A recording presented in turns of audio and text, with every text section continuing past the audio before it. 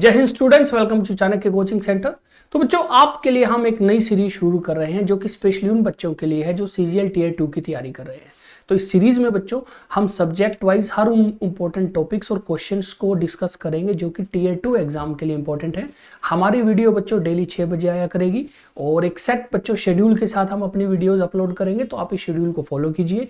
हमारे साथ बच्चों बने रहिए हमारे यूट्यूब चैनल पे। हम लगातार बच्चों इंपॉर्टेंट चीजें और इंपॉर्टेंट टॉपिक्स को और इंपॉर्टेंट पीवाईक्यूज को डिस्कस करेंगे बच्चों सीरीज में, जो कि आपको हेल्प करेगी आपके टीयर 2 एग्जाम में। हमारा टेलीग्राम चैनल है बच्चों चाणक्य चंडीगढ़। हम स्टैटिक जीके और करंट अफेयर से रिलेटेड बच्चों प्लस दूसरे जो स्टडी मटेरियल है वो हम लगातार हमारे टेलीग्राम चैनल पे शेयर करते हैं। आप वहां जाइए, आप उनको डाउनलोड कीजिए और एग्जाम पॉइंट ऑफ व्यू से बच्चों उनको पढ़िए और तैयारी कीजिए। तो आज बच्चों हम पकड़ेंगे पॉलिटी सब्जेक्ट को। देखिए, पॉलिटी सब्जेक्ट बच्चों कैसा सब्जेक्ट है जो कि जितने भी बच्चों पॉलिटी के जब भी क्वेश्चन आएंगे ना, वो हमेशा ऐसे क्वेश्चन होंगे जो सेट टाइप ऑफ क्वेश्चंस होते हैं। इसके क्वेश्चन कभी चेंज नहीं होते। तो आज बच्चों हम इसका पार्ट 1 डिस्कस करेंगे। तो पहला क्वेश्चन है बच्चों, who among the following personalities was appointed as legal advisor of Constituent Assembly that drafted the document of Constitution। तो ये बेसिकली पूछ रहे हैं कि जो हमारा कॉन्स्टिट्यूशन है जो कि कॉन्स्टिट्यूएंट असेंबली ने बनाया, उसका लीगल एडवाइजर कौन था। तो मेन बच्चों जो वर्ड है वो है लीगल एडवाइजर कौन था। ऑप्शन है HVR Iyengar, SN Mukherjee, BR Ambedkar या BN राव। अब मुझे पता है बच्चों BR अम्बेडकर जो थे वो चेयरमैन थे बच्चों कॉन्स्टिट्यूएंट असेंबली के। डन है बच्चों। तो ये तो नहीं होंगे क्योंकि ये चेयरमैन थे बच्चों किसके, कॉन्स्टिट्यूएंट असेंबली के। SN मुखर्जी जो हैं बच्चों ये थे चीफ ड्राफ्ट्समैन बच्चों, ये थे चीफ ड्राफ्ट्समैन। HVR अयंगर जो थे बच्चों ये थे सेक्रेटरी ऑफ कॉन्स्टिट्यूएंट असेंबली। तो ऑब्वियसली बच्चों आंसर है BN राव। तो आपका आंसर होगा बच्चों BN राव। सेकंड क्वेश्चन है बच्चों, विच of the following word was not a part of original preamble of Indian constitution. तो बच्चों हमारा कॉन्स्टिट्यूशन एनफोर्स हुआ 26 जनवरी 1950 को। 26 जनवरी 1950 को इंडियन कॉन्स्टिट्यूशन लागू हुआ। तो उसमें प्रीएम्बल था यानी प्रस्तावना थी बच्चों। तो उस प्रस्तावना में कुछ वर्ड्स हैं, ये बेसिकली क्वेश्चन में पूछ रहे हैं कि इनमें से कौन सा वर्ड उस टाइम नहीं था। अब इसका जवाब आपको कैसे पता होगा, या तो आपको प्रीएम्बल पता हो पूरा का पूरा, या बच्चों आपको ये चीज पता होनी चाहिए कि प्रीएम्बल में अमेंडमेंट यानी चेंज बच्चों एक ही बार हुए हैं बस। कब हुए? 42nd अमेंडमेंट एक्ट 1976, 42वें संशोधन से 1976 में हुए। और इससे 3 वर्ड ऐड हुए थे बच्चों। कौन कौन से? सोशलिस्ट, सेकुलर और इंटीग्रिटी। तो अगर बच्चों 42nd अमेंडमेंट से सोशलिस्ट, सेकुलर, इंटीग्रिटी यानी सेकुलर वर्ड ऐड हुए तो बड़ी ऑब्वियस सी बात है सेकुलर ओरिजिनल प्रीएम्बल का पार्ट नहीं था, बट डेमोक्रेटिक, रिपब्लिक और सोवरन जो वर्ड है वो ओरिजिनल प्रीएम्बल का पार्ट थे। आंसर होगा बच्चों सेकुलर। नेक्स्ट क्वेश्चन है, इनमें से कौन सा नोबल आइडियाज बच्चों प्रीएम्बल के अंदर मेंशन नहीं है। तो बच्चों जब आप प्रीएम्बल को पढ़ोगे तो आपको पता चलेगा कि प्रीएम्बल के अंदर एक वर्डिंग है वो है liberty of thought, expression, belief, faith and worship. तो basically liberty of thought, expression, belief, faith, worship हमारे प्रीएम्बल के अंदर मेंशन है। प्लस राइट मेंशन है सिविल, पॉलिटिकल और इकोनॉमिक। तो सिविल, पॉलिटिकल बेसिकली ये लिबर्टी नहीं है बच्चों, ये राइट्स हैं जो कि प्रीएम्बल में लिखे गए हैं। फिस्कल बेसिकली वर्ड जो है बच्चों प्रीएम्बल में कहीं भी नहीं है, तो आंसर बच्चों सी नहीं होगा। और इकोनॉमिक भी बच्चों याद रखिए राइट है, बेसिकली लिबर्टी नहीं है। लिबर्टी में वर्ड यूज किए गए हैं thought, expression, belief, faith and worship बच्चों। तो आंसर होगा बी। थर्ड क्वेश्चन है बच्चों, इनमें से कौन सा वो शेड्यूल है जिसमें बच्चों disqualification of legislature on ground of defection का प्रोविजन है। तो बेसिकली हम सबको पता है बच्चों हमारे कॉन्स्टिट्यूशन के अंदर 12 शेड्यूल्स हैं। हर शेड्यूल का बच्चों जो कंटेंट है वो अलग अलग है। एग्जाम में कंटेंट का क्वेश्चन आता है कि 8th शेड्यूल में क्या है, या फिर आपको वो कंटेंट दे देंगे उससे आपसे शेड्यूल पूछेंगे। तो सेम इसी टाइप का क्वेश्चन है बच्चों। इसमें हमसे पूछा गया है कि कौन सा वो शेड्यूल है जिसमें डिफेक्शन के ग्राउंड के ऊपर हमारे जो लेजिस्लेटर यानी जो MP MLA होते हैं उनको डिस्क्वालीफाई यानी उनको बच्चों उनकी मेंबरशिप खत्म कर दी जाती है। डिफेक्शन बेसिकली होता है दल बदलना बच्चों, और ये लेना देना है एंटी डिफेक्शन लॉ से बच्चों। एंटी डिफेक्शन लॉ को हिंदी में बोलते हैं दल बदल कानून बच्चों। तो जब आप शेड्यूल पढ़ते हो तो आपको पता लगता है बच्चों, जो 9th शेड्यूल है इसका ले देना होता है लैंड रिफॉर्मेशन से बच्चों। फिर बच्चों जो शेड्यूल 8 है इसका लेना देना होता है लैंग्वेजेस से। शेड्यूल 9 जो है बच्चों इसका लेना 11th का लेना देना होता है बच्चों पंचायत से। और शेड्यूल 10th जो है बच्चों वो बच गया, आंसर होगा शेड्यूल 10th। तो शेड्यूल 10 का लेना देना होता है बच्चों एंटी डिफेक्शन लॉ से, तो आपका आंसर होगा शेड्यूल 10। नेक्स्ट बच्चों बात करते हैं कि ओरिजिनल जो हमारा कॉन्स्टिट्यूशन है बच्चों वो हाथ से लिखा गया था और वो लिखा गया था इंग्लिश लैंग्वेज में। तो ये क्वेश्चन उसी से रिलेटेड है बच्चों। The original constitution of India was hand written in English by whom, इनमें से किससे लिखा गया? तो HVR Iyengar, SN Mukherjee answer नहीं होगा। क्यों नहीं होगा बच्चों? क्योंकि हमने पढ़ा कि ये दोनों अलग अलग बच्चों पोर्टफोलियो था, इनका काम अलग अलग था। 2 ऑप्शन बच्चे बच्चों, प्रेम बिहारी नारायण राजादा, वसंत कृष्ण वैद्य। तो प्रेम बिहारी नारायण राजादा सही आंसर है बच्चों। वसंत कृष्ण वैद्य ने हमारे कॉन्स्टिट्यूशन का हिंदी वर्जन लिखा था। तो याद रखिए, इंग्लिश वर्जन लिखा था जो ओरिजिनल वर्जन है प्रेम बिहारी नारायण राजादा, उसके बाद हिंदी वर्जन जो है बच्चों वसंत कृष्ण वैद्य ने लिखा था। नेक्स्ट बच्चों बात करते हैं इनमें से कौन सी स्टेटमेंट ठीक है रिगार्डिंग यूनियन ऑफ स्टेट के बारे में जो इंडियन कॉन्स्टिट्यूशन के कॉन्टेक्स्ट में दी गई है। तो which of the following is an correct statement regarding to the meaning of union of state Indian constitution. तो अगर आप बच्चों आर्टिकल 1 पढ़ोगे ना कॉन्स्टिट्यूशन का, तो उसमें लिखा हुआ India that is Bharat is union of states। तो इसमें एक चीज खास बात, हमारे देश के नाम बताए गए हैं इंडिया और भारत। दूसरा कहा गया है कि हमारा देश एक यूनियन ऑफ स्टेट है। अब इसका मतलब पूछ रहे हैं हमसे, तो बच्चों देखते हैं। पहली ऑप्शन है country was divided into different state for administrative convenience. ये ठीक बात है, बट क्या ये यूनियन ऑफ स्टेट का मतलब है? बिल्कुल भी नहीं। सेकंड है बच्चों, the Indian federation was the result of agreement by sovereign units to join. तो इंडिया का बच्चों जो ग्रुप बना, ये बेसिकली अलग अलग सोवरन यूनिट्स, जो अलग अलग बच्चों छोटे छोटे यूनिट थे, उनको एग्रीमेंट से जोड़ के बनाया गया। बट ऐसा नहीं है बच्चों, हमारे देश के जो स्टेट्स हैं वो एग्रीमेंट से नहीं बने, तो ये भी गलत है। Enumerates the power of centre and state through various list. तो बिल्कुल ठीक स्टेटमेंट है कि सेंटर और स्टेट में पावर अलग अलग की गई है, बट क्या ये यूनियन ऑफ स्टेट का मतलब है? बिल्कुल भी नहीं बच्चों। आंसर है डी बच्चों, कि federation not being result of agreement, no state has right to seceded from India. तो इसका मतलब क्या है कि हमारा देश जब एज अ ग्रुप बच्चों बना है, अलग अलग छोटे छोटे स्टेट को मिलाकर, ये स्टेट बेसिकली पहली बात तो कोई एग्रीमेंट करके नहीं आई कि हमारा फायदा होगा या हमें ये मिलेगा तभी हम ज्वाइन करेंगे। दूसरा, अगर कोई स्टेट चाहे तो वो अलग नहीं हो सकता। तो इसलिए आंसर क्या होगा बच्चों? डी। और ये बच्चों सही एक्सप्लेनेशन है यूनियन ऑफ स्टेट्स की। नेक्स्ट बच्चों बात करते हैं, who among the following wrote in calligraphic style the Hindi version of original Indian constitution. तो बेसिकली कॉन्स्टिट्यूशन का हिंदी वर्जन किसने लिखा? तो बच्चों अभी थोड़ी देर पहले हमने डिस्कस किया था, वसंत कृष्ण वैद्य ने बच्चों। तो SN मुखर्जी हमने पढ़ा बच्चों, ड्राफ्टमैन थे, chief draftman. Prem Behari Narain the English version.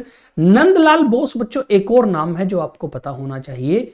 ये जो थे बच्चों, इनको बुलाया गया था शांति निकेतन से, जहां बच्चों रविंद्रनाथ टैगोर एंड फैमिली ने बच्चों जो एक आर्ट के लिए बच्चों इंस्टीट्यूशन तैयार किया, तो इनको बुलाया गया वहां से। और इनका प्राइमरी जो काम था बच्चों वो था कॉन्स्टिट्यूशन की ब्यूटिफिकेशन करना। तो अगर आप ओरिजिनल कॉन्स्टिट्यूशन के पेज देखोगे ना, उनको बच्चों उनके ऊपर ड्राइंग्स की गई हैं, उनको ब्यूटिफाई किया गया है।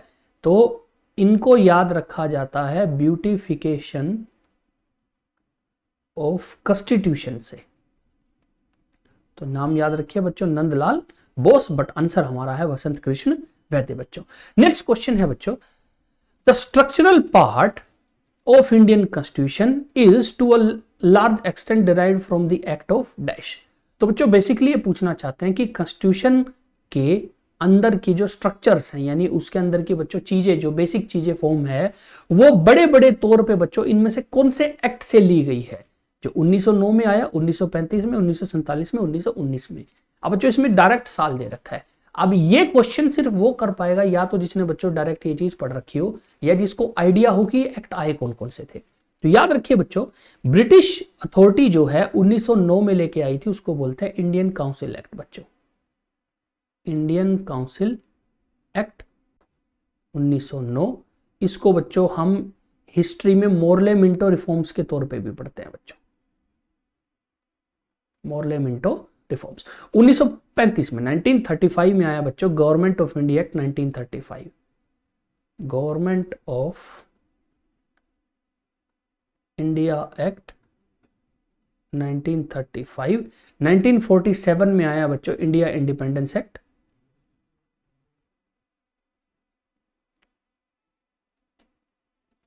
1947। और 1919 में आया बच्चों government of India act, government of India act 1919। इसको बच्चों हम मोंटफोर्ड रिफॉर्म भी बोलते हैं, इसको शॉर्ट फॉर्म में बच्चों हम जब हिस्ट्री में पढ़ते हैं तो हम मोंटफोर्ड रिफॉर्म्स भी बोलते हैं। अब इनको बच्चों जब आप अलग अलग पढ़ते हो ना, तो एक चीज आपको पता लगती है कि सबसे डिस्कस जो इनमें एक्ट है बच्चों वो है 1935। ऐसा क्यों?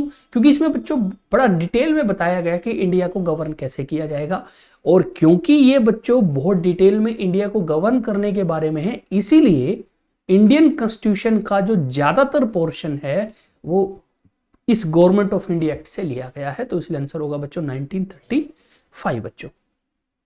नेक्स्ट बच्चों बात करते हैं who move the objective resolution. Objective resolution मतलब उद्देश्य प्रस्ताव that was later adopted as the preamble of Indian constitution of India. तो बेसिकली इनमें से किस इंसान ने, किस पर्सन ने बच्चों ऑब्जेक्टिव रेजोल्यूशन जो था वो दिया था कॉन्स्टिट्यूएंट असेंबली में?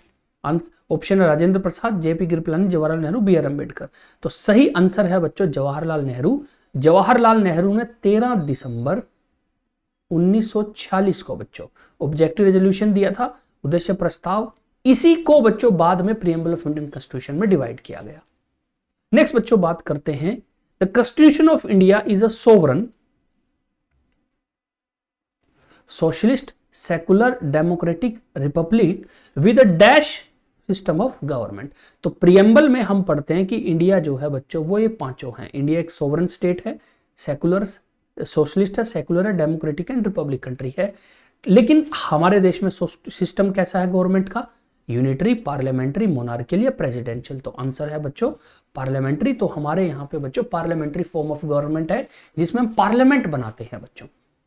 प्रेसिडेंशियल सिस्टम ऑफ गवर्नमेंट बच्चों यूएसए में है, जिसमें प्रेसिडेंट चुना जाता है, वो फिर अपने हिसाब से अपनी सरकार बनाता है, अपने मंत्रियों को बच्चों चुनता है। बट हमारे देश में बच्चों पार्लियामेंट्री फॉर्म ऑफ सिस्टम जो है वो चलता है।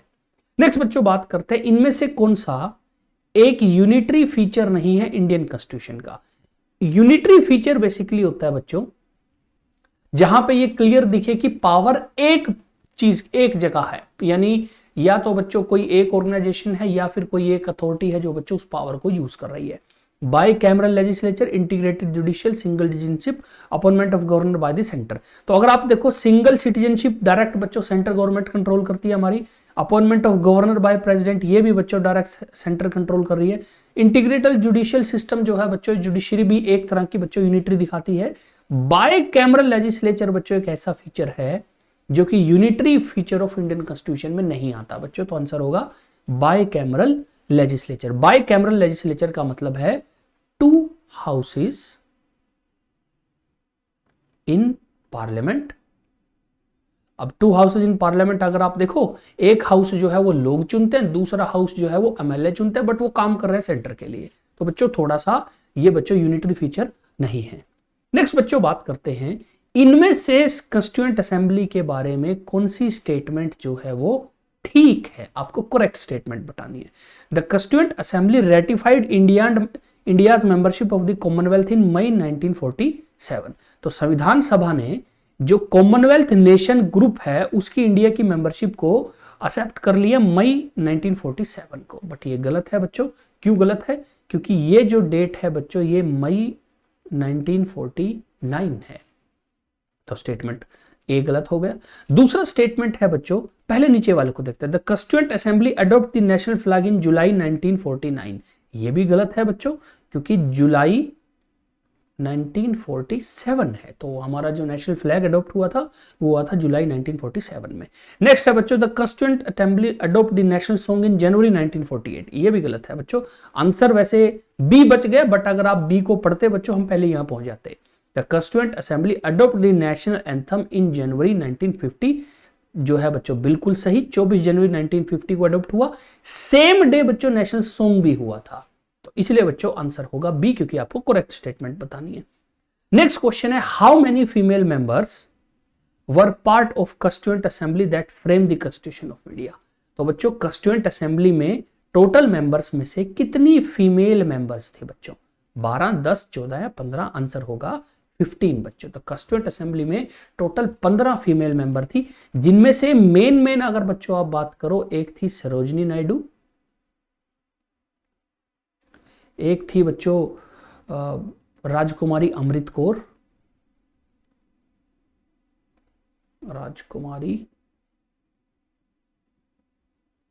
एक थी बच्चों विजय लक्ष्मी पंडित, ये बच्चों, और एक थी बच्चों सुचेता कृपलानी।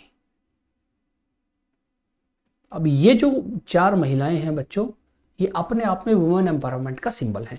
सरोजिनी नायडू बच्चों इंडिया की पहली फीमेल गवर्नर थी। राजकुमारी अमृत कौर इंडिया की पहली फीमेल कैबिनेट मिनिस्टर थी।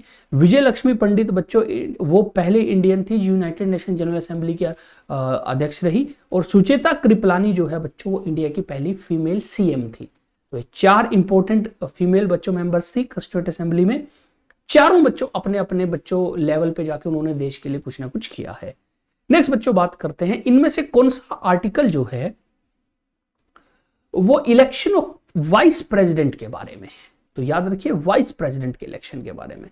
तो ज्यादातर बच्चों जो वाइस प्रेसिडेंट के आर्टिकल्स है ना, वो हैं आफ्टर 62। तो आफ्टर 62 आर्टिकल नंबर।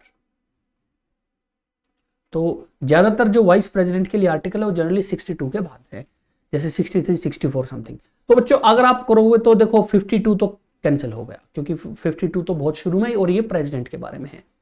आर्टिकल 74 और 70 बच्चों काफी दूर है 62 से। तो लॉजिकली अगर आपको हल्का सा भी आइडिया हो तो आप आंसर लगाओगे आर्टिकल 66, जो कि ठीक है। तो आर्टिकल 66 में बच्चों हम बात करते हैं वाइस प्रेसिडेंट के इलेक्शन के बारे में। Article 74 basically council of ministry के बारे में है बच्चों। तो काउंसिल ऑफ मिनिस्टर्स जो है प्रेसिडेंट को बच्चों हेल्प करते हैं, उसके बारे में ही है। आर्टिकल 70 जो है वो प्रेसिडेंट और हमारी जो बच्चों पार्लियामेंट है उनके आपस के बीच के बच्चों इंटरेक्शंस के बारे में है। तो आंसर होगा बच्चों आर्टिकल 66। नेक्स्ट बच्चों, इनमें से कौन सा वो आर्टिकल है जो कि प्रोविजन देता है upliftment of certain categories of people like socially and culturally backward classes and scheduled tribes? तो बेसिकली इनमें से कौन सा वो आर्टिकल है जो अलाउ करता है बच्चों प्रोविजन बनाने के लिए अपलिफ्टमेंट? प्रोविजन कौन से जो अपलिफ्टमेंट के लिए होंगे? किन लोगों की? जो सोशली और कल्चरली बैकवर्ड हैं और शेड्यूल्ड ट्राइब हैं। बेसिकली बच्चों अगर आप ये आर्टिकल पढ़ो 15, 14, 16 और 17, ये चारों के चारों आर्टिकल जो हैं ये फंडामेंटल राइट का पार्ट है बच्चों। तो ये क्वेश्चन जो है ये फंडामेंटल राइट से है, और इसमें पूछा गया है कि कौन से आर्टिकल में इनके अपलिफ्टमेंट के लिए प्रोविजन बनाने की बात है। आंसर होगा बच्चों हमारा आर्टिकल 15। आर्टिकल 14 जो है बच्चों वो इक्वालिटी बिफोर लॉ की बात करता है। आर्टिकल 17 एबोलिशन ऑफ अनटचेबिलिटी की बात करता है। तो ये भी एग्जाम में बहुत आती है बच्चों कि एबोलिशन ऑफ अनटचेबिलिटी, छुआछूत खत्म होने के ऊपर बच्चों कौन सा आर्टिकल है? आर्टिकल 17। और इक्वालिटी बिफोर लॉ, कानून के आगे बच्चों सब बराबर है, वो आर्टिकल 14 में है। आर्टिकल 16 है पब्लिक एम्प्लॉयमेंट के लिए। तो ये बच्चों बात करता है पब्लिक एम्प्लॉयमेंट की। तो आंसर हमारा होगा आर्टिकल 15। आर्टिकल 15 में काफी बच्चों अलग अलग पार्ट हैं। आर्टिकल 15 क्लोज 1, 2, 3, 4 ऐसे करके, एग्जैक्ट अगर आप बात करो तो ये आर्टिकल 15 क्लोज 4 में लिखा हुआ है। बेसिक क्लोज बेसिकली क्या होता है? आर्टिकल के बच्चों अंदर हमने अलग अलग पार्ट बना रखे होते हैं। तो एक आर्टिकल 15 क्लोज 4 का जो है डिस्क्रिप्शन है बच्चों। नेक्स्ट बात करते हैं बच्चों, जब कंस्टिट्यूएंट असेंबली बनी तो शुरू में जब उसकी मीटिंग हुई ना बच्चों, तो उसमें सारे लोग नहीं आ पाए थे, तो इसलिए उनके प्रॉपर प्रेसिडेंट बच्चों उस टाइम इलेक्ट नहीं हो पाए। बट जब शुरू में लोग आए तो एक टेम्पररी या इंतरिम प्रेसिडेंट बनाया गया। इंतरिम वर्ड बेसिकली होता है टेम्पररी बेसिकली। तो क्वेश्चन पूछा गया है कि इनमें से कौन हमारी कंस्टिट्यूएंट असेंबली जो इंडियन कॉन्स्टिट्यूशन बनाने के लिए बनी उसका इंतरिम प्रेसिडेंट कौन था? सरोजिनी नायडू, सच्चिदानंद सिन्हा, एस सुब्रमण्यम अय्यर, सचिंद्रनाथ सन्याल। देखिए सचिंद्रनाथ सन्याल तो एक फ्रीडम फाइटर थे, तो वो बच्चों नहीं होंगे, सरोजिनी नायडू नहीं थी। आंसर है बच्चों सच्चिदानंद सिन्हा। तो सच्चिदानंद सिन्हा बच्चों याद रखिए टेम्पररी या इंटरिम प्रेसिडेंट थे। उसके बाद बच्चों जब सारे लोग आ गए, मेजोरिटी ऑफ लोग आ गए थे, उसके बाद डॉक्टर राजेंद्र प्रसाद को बच्चों, डॉक्टर राजेंद्र प्रसाद को बनाया गया प्रेसिडेंट ऑफ कॉन्स्टिट्यूएंट असेंबली। लेकिन इनसे पहले टेम्पररी बने, और टेम्पररी बच्चों आपको ये नाम पता हो गया, उनका नाम है डॉक्टर सच्चिदानंद सिन्हा बच्चों। ठीक है, नेक्स्ट क्वेश्चन है बच्चों, इनमें से कौन सा आर्टिकल है जो कि बच्चों कॉन्स्टिट्यूशन ऑफ इंडिया का है और वो national capital territory of Delhi को लेजिस्लेटिव असेंबली प्रोवाइड करता है। अब बच्चों देखिए, दिल्ली एक यूटी है और इंडिया में बच्चों 8 यूनियन टेरिटरी हैं। 8 यूनियन टेरिटरी में बच्चों आपको नाम इनका पता होना चाहिए वैसे भाई। तो कौन कौन से है बच्चों? दिल्ली, लद्दाख, जम्मू कश्मीर, चंडीगढ़, लक्षद्वीप, अंडमान निकोबार, पुडुचेरी, दमन दीव, दादरा नगर हवेली। ये जो 8 यूटी हैं, इनमें से सिर्फ कुछ यूटीज के पास असेंबली है जहां पे एमएलए बनते हैं। तो आपसे पूछा गया है कि इनमें से कौन सा आर्टिकल है दिल्ली की लेजिस्लेटिव असेंबली के लिए, जिसमें बताया गया है कि दिल्ली को लेजिस्लेटिव असेंबली मिलेगी। अब देखिए बच्चों, दिल्ली यूटी है, यूटी के बारे में हमारे कॉन्स्टिट्यूशन के पार्ट 8 में लिखा गया है बच्चों। कौन सा पार्ट है? पार्ट 8। पार्ट 8 में कौन कौन से आर्टिकल हैं? आर्टिकल 239 से लेके आर्टिकल 242 तक। तो याद रखिए कौन कौन से आर्टिकल, 239 से आर्टिकल 242। अब बच्चों बड़ा क्लियर है कि इन्हीं आर्टिकल के बीच में से कुछ आंसर होगा। तो पहला ऑप्शन आर्टिकल 231 है, बिल्कुल नहीं, है तो गलत हो गया। दूसरा है बच्चों आर्टिकल 233 सी ऑप्शन, ये भी गलत है। डी 237 ये भी गलत है। तो आंसर क्या बचा बच्चों? आर्टिकल 239 ए। तो देखिए आपको जरूरी नहीं है कि एग्जैक्ट ये आर्टिकल पता हो, अगर आपको बेसिक आइडिया है तो भी आप ये क्वेश्चन कर सकते हैं। लेकिन वैसे याद रखिए 239 ए में लिखा हुआ है कि किसी भी यूटी में असेंबली बनाई जा सकती है। 239 में लिखा हुआ है कि प्रेसिडेंट हर यूटी को चलाएंगे, और 239 ए में लिखा हुआ है कि दिल्ली को लेजिस्लेटिव असेंबली मिलेगी बच्चों। तो 3 अलग अलग आर्टिकल, 239 ए, 239 ए। तो ए में बच्चों लिखा हुआ दिल्ली की यूटी के बारे में। नेक्स्ट बच्चों बात करते हैं, इनमें से कौन सा सब्जेक्ट जो है वो यूनियन लिस्ट का पार्ट है बच्चों कॉन्स्टिट्यूशन ऑफ इंडिया में। तो बेसिकली आपको पता है बच्चों, हमारे कॉन्स्टिट्यूशन में शेड्यूल्स में जो 8th शेड्यूल है ना बच्चों, 8 नहीं सॉरी, जो 7th शेड्यूल है, 7th शेड्यूल में बच्चों भारत में पावर डिस्ट्रीब्यूशन हो रखी है। पावर डिस्ट्रीब्यूशन किस किस के बीच में? सेंटर और स्टेट के बीच में। किस फॉर्म में? लिस्ट की फॉर्म में, सूची की फॉर्म में बच्चों। बेसिकली हिंदी में लिस्ट को सूची बोलते हैं, उसकी फॉर्म में पावर डिस्ट्रीब्यूट हो रखी है। और उसी में से एक लिस्ट है यूनियन लिस्ट। तो यूनियन लिस्ट बेसिकली इसके अंदर वो चीजें हैं जो कि जिनके ऊपर जो है सेंट्रल गवर्नमेंट काम कर सकती है और रूल बना सकती है। तो आपको बताना है इनमें से कौन सा बच्चों सब्जेक्ट है यूनियन लिस्ट का। लीकर, सोशल प्लानिंग, एक्सट्रेडिशन और बॉयलर्स बच्चों। लीकर जो है बच्चों ये स्टेट लिस्ट का सब्जेक्ट है, तो आंसर ये नहीं होगा बच्चों।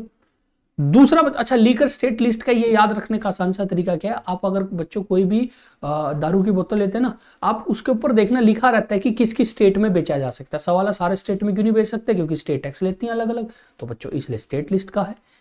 सोशल प्लानिंग और बॉयलर्स बच्चों, ये दोनों के दोनों जो हैं ये कॉन्करेंट लिस्ट का पार्ट है बच्चों। तो आंसर आपका बचा एक्सट्रेडिशन, तो आंसर होगा सी एक्सट्राडिशन बच्चों। एक्सट्राडिशन क्या होता है? जब हमारे देश का कोई आदमी हमारे देश में कोई गड़बड़ करके, कोई घोटाला करके या कोई बच्चों बहुत खतरनाक एक्टिविटी करके दूसरे देश में भाग जाता है और वहां जाके उस देश की गवर्नमेंट से खुद को बचाने को बोलता है। अब हम अपने देश की गवर्नमेंट के लीगल सिस्टम से उस देश के लीगल सिस्टम को बोलेंगे कि हमें यार ये बंदा वापस दो। तो इस प्रोसेस को क्या बोलते हैं? एक्सट्राडिशन। हिंदी में प्रत्यर्पण बोलते हैं बच्चों, उसको प्रत्यर्पण। ठीक है, नेक्स्ट क्वेश्चन है बच्चों, इनमें से कौन सा वो वर्ड है बच्चों जो हमारे इंडियन कॉन्स्टिट्यूशन में मेंशन नहीं है? Secular, Republic, federalism, socialism. तो आंसर होगा बच्चों फेडरलिज्म। फेडरलिज्म या फेडरल बच्चों, ये जो फेडरल वर्ड है ये एज सच बच्चों अपने असली मीनिंग के साथ इंडिया के किसी भी बच्चों कॉन्स्टिट्यूशन के किसी भी पार्ट में, किसी भी जगह पे बच्चों इस्तेमाल नहीं किया गया है। तो आंसर होगा बच्चों फेडरलिज्म। नेक्स्ट बच्चों बात करते हैं, एक और बच्चों क्वेश्चन है जिसका लेना देना है फंडामेंटल राइट से। तो ये आर्टिकल जो है ये भी फंडामेंटल राइट के हैं, तो एग्जाम पॉइंट ऑफ व्यू से फंडामेंटल राइट के आर्टिकल इंपॉर्टेंट है। Which of the following article of Indian constitution has the idea that no child below the age of 14 shall be employed to work in any factory और mine और engaged in any other hazardous employment. तो इनमें से कौन से बच्चों article में यह लिखा गया है कि जो 14 साल से छोटे बच्चे हैं उनको कहीं भी फैक्ट्री, माइंस में या फिर किसी ऐसी जगह पे जहां पे बच्चों खतरा हो वहां पे काम नहीं कराया जा सकता? आर्टिकल 22, 24, 19 और 20 बच्चों। इनमें से अकेला आर्टिकल 24 है बच्चों जो एक्सप्लोटेशन के बारे में है। तो आर्टिकल 19, 20 और 22 जो है बच्चों ये राइट ऑफ फ्रीडम्स वाली कैटेगरी से बिलोंग करते हैं। आर्टिकल 24 जो है ये बिलोंग करता है राइट अगेंस्ट एक्सप्लोटेशन, जिसमें लिखा हुआ है 14 साल से कम उम्र के बच्चे जो हैं वो हजार्डस कंडीशन और फैक्ट्रीज में काम नहीं कर सकते। तो आंसर होगा बच्चों आर्टिकल 24। नेक्स्ट बच्चों ये देखिए, ये थोड़ा सा आसान है कि सिटीजनशिप को लेके इंडियन कॉन्स्टिट्यूशन में कहां से कहां तक के आर्टिकल हैं। तो सिटीजनशिप जो है बच्चों याद रखिए वो हमारा पार्ट 2 का पार्ट है, part 2 of Indian constitution. Part 1 of Indian constitution जो है बच्चों उसके अंदर आर्टिकल आते हैं 1 से लेके 4 तक। तो बड़ी ऑब्वियस सी बात है बच्चों, अगर पार्ट 2 है तो वो 4 के बाद से ही शुरू होगा। तो बच्चों 15 तो हो नहीं सकता क्योंकि 4 के बाद पार्ट 2 के बीच में बहुत कुछ आएगा। 2 और 4 वैसे नहीं हो सकता बच्चों क्योंकि 1 से 4 पार्ट 1 का पार्ट है। 25 से 31 भी बहुत दूर है। तो आंसर है बच्चों आर्टिकल 5 से लेकर आर्टिकल 11 तक। तो याद रखिए सिटीजनशिप से रिगार्डिंग जो भी आर्टिकल है वो है 5 से लेकर 11 के बीच में। नेक्स्ट बच्चों बात करते हैं एज पर शेड्यूल 8 बच्चों। तो जो 8वां शेड्यूल है इंडियन कॉन्स्टिट्यूशन में वो लैंग्वेजेस के बारे में। हमने बच्चों थोड़ी देर पहले क्वेश्चन में इसकी बात भी करी थी। टोटल कितनी लैंग्वेजेस जो है बच्चों वो इसके अंदर मेंशन है। तो याद रखिए आंसर है बच्चों 22। तो 22 लैंग्वेजेस हैं बच्चों जो इसके अंदर मेंशन है। ओरिजिनली बच्चों 14 लैंग्वेज मेंशन थी, 14 बाद में बच्चों 22 ऑफिशियल जो लैंग्वेजेस हैं बच्चों इसमें ऑफिशियली कॉन्स्टिट्यूशन उनको रिकॉग्नाइज करता है। नेक्स्ट बच्चों बात करते हैं एक और आर्टिकल का क्वेश्चन है बच्चों कि इनमें से कौन सा वो आर्टिकल है इंडियन कॉन्स्टिट्यूशन में जो कि national commission for schedule caste के बारे में है, जिसमें यह लिखा हुआ है कि national commission for schedule caste होगी। तो बच्चों इसका आंसर है आर्टिकल 338। ये बच्चों आपको तभी पता लग पाएगा अगर आपने ये वाला टॉपिक पढ़ रखा होगा। तो आर्टिकल 338 में लिखा हुआ है कि national commission for schedule caste होगी। अच्छा एक और कमाल की बात क्या है, ओरिजिनली इसमें लिखा हुआ था national commission for SC and ST, बाद में फिर बच्चों शेड्यूल कास्ट के लिए आर्टिकल 338 हुआ। एक और आर्टिकल हमने ऐड किया 338A, ये है बच्चों national commission for schedule tribe बच्चों। तो शेड्यूल ट्राइब के लिए जो कमीशन बनेगा वो है आर्टिकल 338B। फिर एक और बच्चों थोड़े दिन पहले हमने ऐड किया है बच्चों अभी कुछ एक तो साल ही हुए इसको, वो है national commission for backward class, article 338B बच्चों और बैकवर्ड क्लास। तो बच्चों ये हैं 3 आर्टिकल, आप एक याद रखो और बस आप ये याद रखो कि एक नॉर्मल एक भी आपका क्वेश्चन बच्चों पेपर में हो जाएगा। नेक्स्ट क्वेश्चन है इनमें से वो कौन सा आर्टिकल है इंडियन कॉन्स्टिट्यूशन का जो प्रोहिबिट करता है religious instruction in any state funded education institution. अब ये रिलीजियस इंस्ट्रक्शन क्या होता है, धार्मिक कोई बच्चों वहां पे काम किया जा रहा हो या धार्मिक तौर पे कुछ बच्चों वहां पे करवा रहे हो तो स्टेट फंडेड एजुकेशन इंस्टीट्यूट में बच्चों धार्मिक कर्मकांड करवाना प्रोहिबिट है, मना है। तो इनमें से कौन सा आर्टिकल बताता है, ये है आर्टिकल बच्चों 28। आर्टिकल 28 का लेना देना भी बच्चों फंडामेंटल राइट से है। तो फंडामेंटल राइट में आर्टिकल 28 में लिखा हुआ है कि किसी भी बच्चों जो स्टेट फंडेड या खुद पूरा स्टेट का या स्टेट उसको फंड करता हो एजुकेशन इंस्टीट्यूट में, आप फोर्स नहीं कर सकते किसी बच्चे को किसी धार्मिक क्रिया में किसी धार्मिक काम को करने के लिए, क्योंकि उनका हो सकता है धर्म अलग हो, इवन वो कर ही नहीं सकते पूरे के पूरे उसमें, ठीक है। लेकिन प्राइवेट में किया जा सकता है, याद रखना।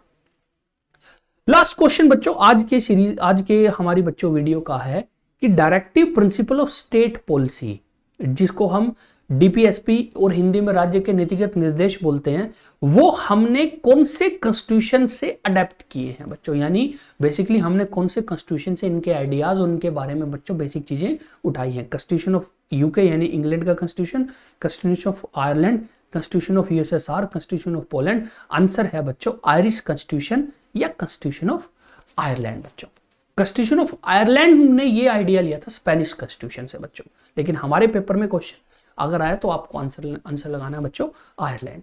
तो ये बच्चों हमारा पॉलिटी का पहला पार्ट था जिसमें हमने 25 इंपॉर्टेंट क्वेश्चन डिस्कस किए जिनका लेना देना है आर्टिकल से जो कि कॉन्स्टिट्यूशन पेपर में आते हैं, और बच्चों वो पार्ट जो कि मेकिंग ऑफ कॉन्स्टिट्यूशन यानी जब कॉन्स्टिट्यूशन बना कॉन्स्टिट्यूंट असेंबली उससे रिलेटेड था। मिलते हैं बच्चों आपसे नेक्स्ट क्लास में एक अलग टॉपिक के ऊपर प्रीवियस ईयर क्वेश्चन को डिस्कस करेंगे। जय हिंद जय भारत।